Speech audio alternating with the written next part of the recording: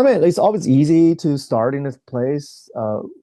What we call it the emerging market, right? Because you have a easier access to comedy, and which is also true. Like some of my friends who are doing great in New York now, they started in China, or in some other Asian countries, which they can easily have stage time. They can develop their material, performance, and writing, and then they get back and to jump into the real market where comedy is quite competitive, no matter in London or in New York. I think in New York is way tougher than London.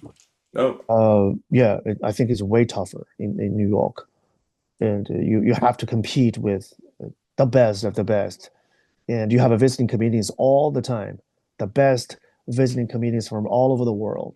You have them all the time, and also even like some people with some little fame even would rather do free shows in New York because we all call it a training ground.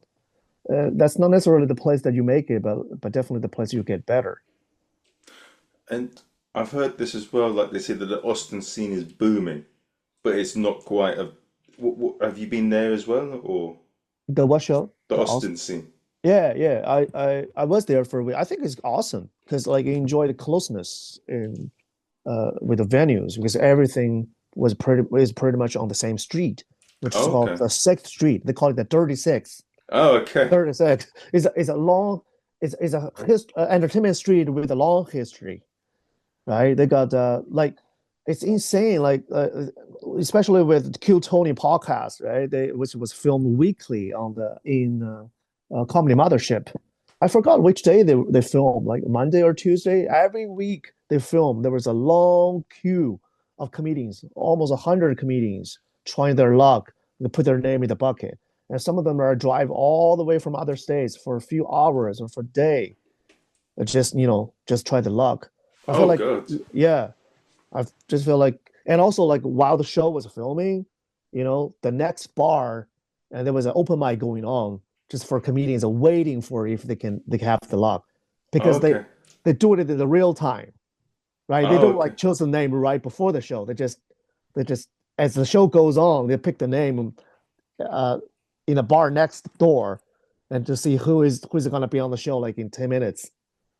Oh, so they use that bar to choose the acts, or do they? Yeah, yeah. So then the bar next to it was a huge, huge place.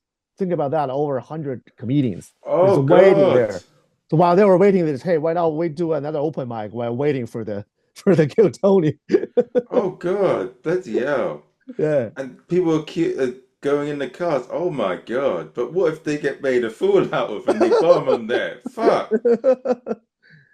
Yeah, but like that's the Austin scene is like, and also like here there you got more roast comedy because I don't Okay. really follow Kill Tony, but like I think he's a roast comedy, right? So you've seen a lot of more similar like show format in Austin. I attended a show where you do 7 minutes of your own material, and then you got roasted by a panel of comedians, 10 of them, right after your material. They don't even take turns; they just yell at you at the same time. You got shows all of this kind in Austin. Hmm. But it's also like an emerging scene as well, though, because I know it's Yeah. changed. It's changed. Like Hans Kim, I remember doing an open mic with him in 2017 in New York, Oh and yeah. he Yeah. was I yeah. think he's still based in Austin, but he toured to New. I did two shows or one show, two shows with him actually in New York. Oh, okay. Uh, It's incredible, isn't it? Like how you can gig yeah, with someone it's in one awesome. place and then suddenly, boom, they're here. Yeah, but just because you got more exposure on Q tuning, that's in some way like the modern late night show, right? Because people are more on the socials now. So you get your appearance and maybe some. Because I mean, like he's a regular. He's a regular on Kill Tony, which lead a big, huge fan base. So he could like tour nationwide. Yeah, I don't know. I mean, I interviewed a comedian called Richard Williams, and he said something about he's been going about 30, 40 years, and what he said about it. Hmm. I mean, it's in elements that you can't really control with the Kill Tony because you could do really poorly. and you get humiliated for 1 minute. I mean, some people do well off that, and it's worth taking a lottery, I suppose. I mean, Uh, some people, but I mean, you're putting your hands of someone else rather than like building your own line of work. mm, But that's their show mainly about, right? So it's a roast comedians. They love roasting. So you give your own like just 1 minute material to get them know better and think about you, and then you get roasted by them. But I mean, do you have any, have you seen any talent shows like you have X Factor or America's Got Talent? Do you have any of that in China?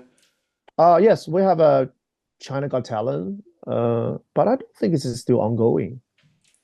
I But don't think it's still ongoing. Yeah, but used to have that. It's more a variety show.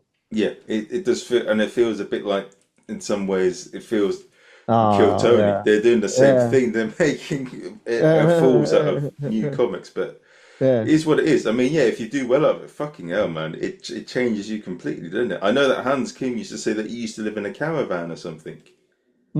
Yes, he used to live in a van, and yeah, I saw a short documentary about his life earlier, like when he lives in the van. Yeah, it was quite funny and shocking to me. Yeah, I heard that. Yeah, I heard that a few times in New York about people that were like homeless and that's all they did was comedy. Well, I heard quite a few stories about that in New York. In Mm. London, you don't hear that as much. I only know one comic who's homeless that get gigs. But in New York, I heard quite a few examples of that. Yeah, maybe New York is even more expensive than London, and also like in general, the homeless issue is even more serious in America compared with London. I don't see quite equally number of a homeless issue here as what I feel in America in general. Oh, 100%. I mean, it feels when I went go to America, it just feels that the Britain is a capitalist country, but it feels that there's a bit of compassion. But I feel with America, it's very Uh, brutal. You're either yeah, winning or you're not. yeah, There's no like, oh, you're struggling. Oh, you got this right. going on. No, I don't give a fuck. You sort it out yourself, mate. Yeah, it's a jungle. Especially New York is an extreme version of the jungle. And a dirty jungle is that. My God, there's Yeah. so many rats there. It's funny, like in London, if you hear rustling in a bush and you hear Yeah. some noises, it's a fox, right? But Mm. in New York, it's a big rat. My God, and they're so ginormous. Yeah. London feels more comfortable and tranquil life compared with New York. New York is could be either heaven or devil. So yeah, I don't know. It's And crazy. what's up with the transport system? I mean, it's on 24 hours a day, Yeah. and I hear it's very run down. I mean, they don't, and I hear they don't really take care of it. Something's going to happen with that system someday, isn't it? Yeah, but they do some maintenance at night. They do, but people all also complain about the public transport being like always have a delay, not being reliable. Yeah, but it's true. It's 24 hours running, which helps a lot of a business and for people who travel from a long distance. And but things could be very complicated, especially with the subway.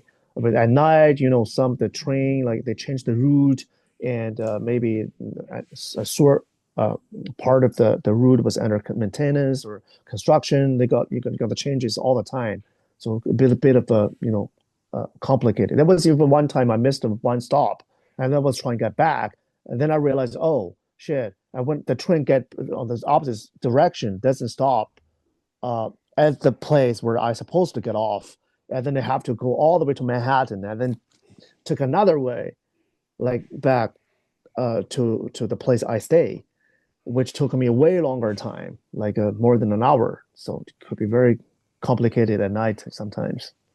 Hmm.